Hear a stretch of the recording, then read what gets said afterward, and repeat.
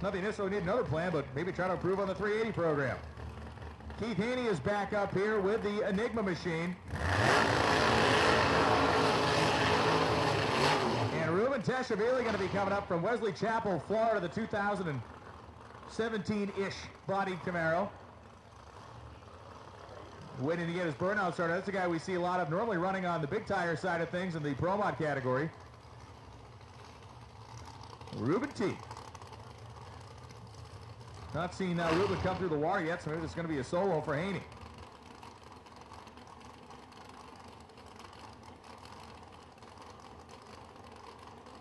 Need the Precision Turbo Calvert Racing suspensions, KBX Performance X275 category to lanes 3, 4, 5, and 6.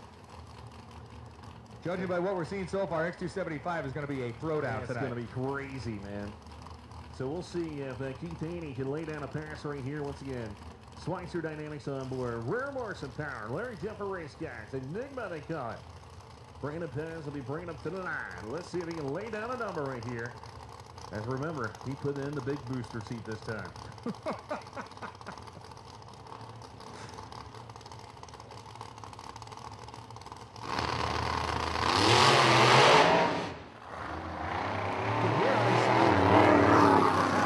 And as soon as things started happening out there, it just broke traction immediately. And Haney going to coast it through the top end, 669.8 at 93.35 miles per hour.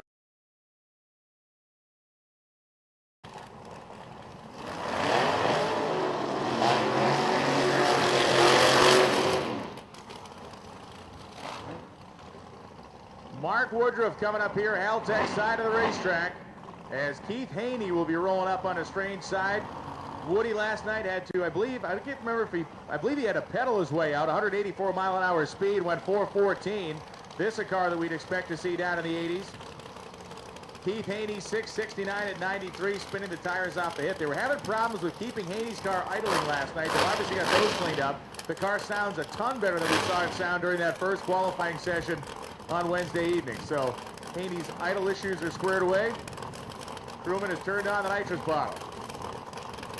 Yeah, this is going to be interesting right here. Brandon Schweitzer on the property. Schweitzer Dynamics to the front out there. Larry Jeffers Race Guys. Let's see if Keith Haney, who doesn't drive this car a lot, remember usually drives the big tire car, hopped in it here. Brandon Square doing the tune-up. Brandon Pez on the property. Schweitzer says, yep, nope, a little bit left. Nope, straight. There we go. Let's rock and roll. If they can keep the front end down. Haney wants that number one spot. Can we see a nitrous car in the 370s?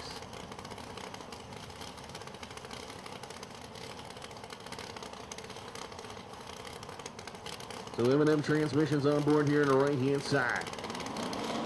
Mark Woodruff trying to go to the 70s also. It can happen. You already seen it. Put it in the mix.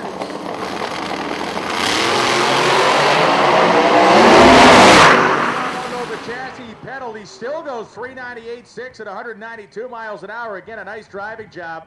Momentarily, you saw that car set down just for half a second on the rear suspension for he's able to stand back into it. Woody goes to number 12. Haney does not improve his position. 402.4 at 191. He actually moved up a little bit, goes to number 17.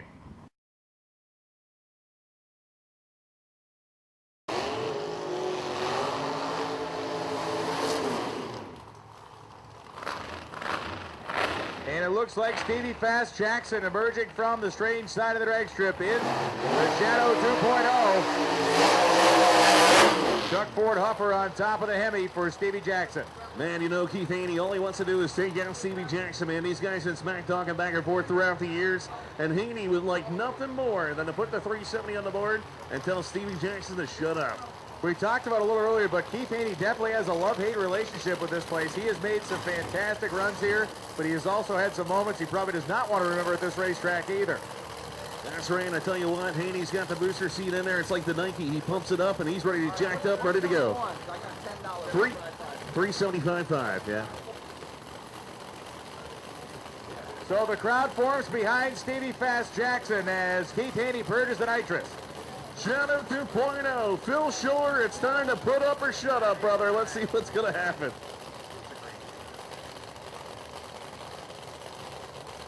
So Steve Jackson clears the motor out as Keith Haney begins to find the pre-stage beam.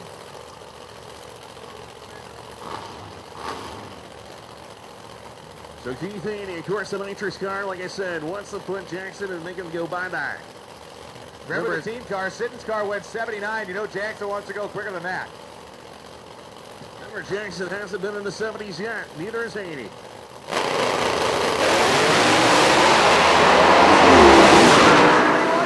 goes 375.5 at 198.88 as Keith Haney goes 391 with a 5 at 197 miles an hour. So Steve Jackson goes to the number 2 spot, matching Dan Ferris to the thousandths of a second lead, but not matching him in speed.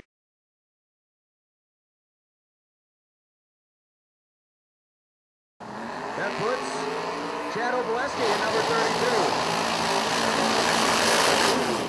All right, Tim Slavin's going to be coming on the right-hand side. The Missouri-based 69 Camaro, the underdog is what we call him. As he's, I don't know if he's much of an underdog anymore, but we're still going to call him that because it works. 382 with a 5. He went number 10. He's only made 1 clean hit. Yeah, he's gone from being the actual underdog to being the guy that's 400 pounds that we call tiny around here, as he is now the number 10 qualifier and got 82. And with the run we just saw out of Edwards, this could very well be a 70s pass. And if it is, these guys are going to go ballistic because they have never been in that area of the performance realm before. Haney, gone 391. Definitely trying to find his way into the 80s, if not a bunch better than that. Yeah, they're going to have to turn this thing up a lot. And I know Keith Haney probably looked at Brandon Schweitzer and Brandon Pass and said, I don't care. Turn it to the moon. Told him to sweep the leg, Cobra Kai style. That's right. I don't even care who got it. Daniel San. The Daniel San tune-up's going in. From what I understood, the booster seat has been removed on the left-hand side, so that's right. He is standing tall out there for Keith Haney. Can he do it? Crane kick to the face. That's what he's looking for right now.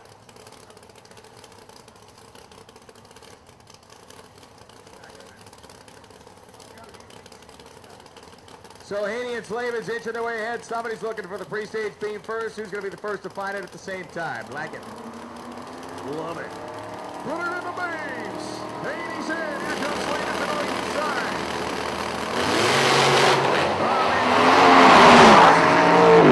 Oh, he blew it up all over the place down there. Wow. 383 to 5, 203 miles an hour, and Slavin's blew it up absolutely all over the place. That thing experienced a big manifold explosion down there, and it blew the hood into about 1.5 million pieces as it went through the lights.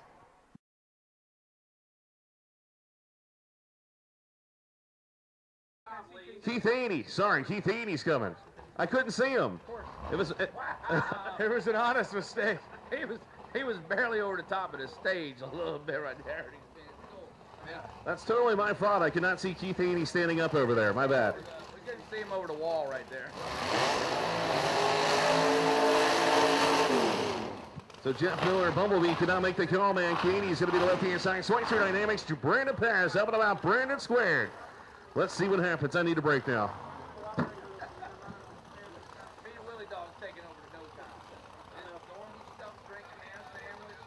All right, we're going to let Loons finish this one out. I'm going to hand the mic over to Willie Dog. He'll bring you the Extreme 29 action. Let's get it done right here. No mercy. Oh, we'll find out what Keith Haney has here. Unfortunately, Jeff Miller and the Bumblebee Blower Camaro could not make the first round of eliminations here. So Haney got a let fly in the first round, 948 cubic inches of rear Morrison nitrous engine in the Enigma machine. I think if Jeff Miller had been able to make it, that would have been a good side-by-side run right there. Would have been a fantastic race. 14 and 19 qualifiers. They were grouped pretty close together. We'll find out if Haney can do it. A bunch of our competitors out here, first round, basically matched what they did in qualifying. So we'll find out if Haney can go. He doesn't want to match what he did. 91 is not the sauce he's looking for, man. He wants 80s. But it's always good to make sure you try to at least make the field. A to B wins races. A to B win races. Got to do it, man. Got to do it. You're right. As Haney's crew guys step away from the Enigma machine. Last car of round one, Radio vs. the World. X275 to the staging lanes, please. X275 to the lane.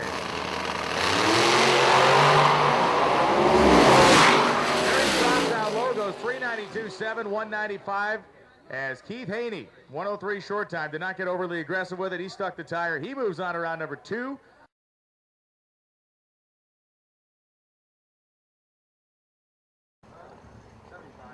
$76.3 at 2:01 for Mark Mickey as the Thunderous Nitrous car Keith Haney rolls into the water box, the Broken Arrow, Oklahoma native. Look at this matchup out there, race fans. Unbelievable. Talking about the two smack targets. That's the target.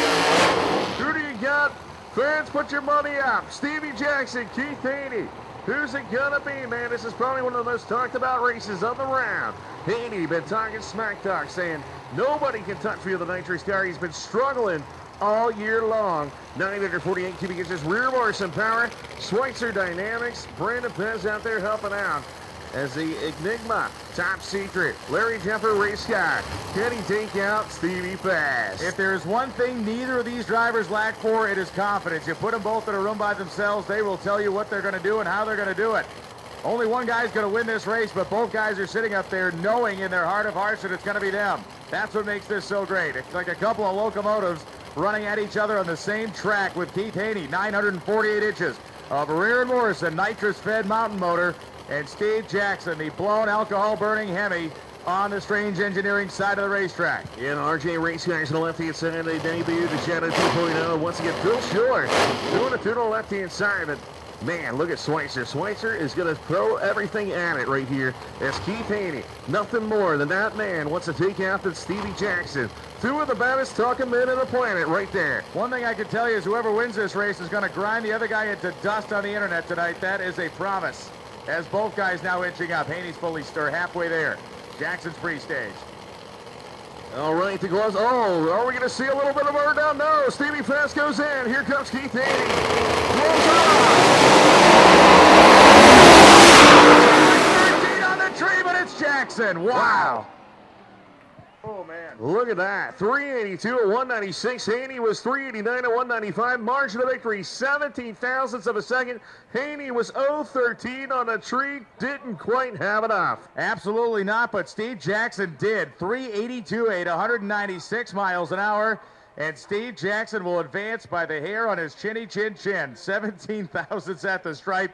Mile an hour, they were within 2/10 of 1 mile an hour at the stripe. An absolute, almost just amazing drag race. And Jackson, what you'd expect, the two cars were quick to 60, but when we look back at that run previous, what we just saw Mickey do with that 975 short time, it's tough to be impressed with a 1 flat or a 103. No, not at all, exactly.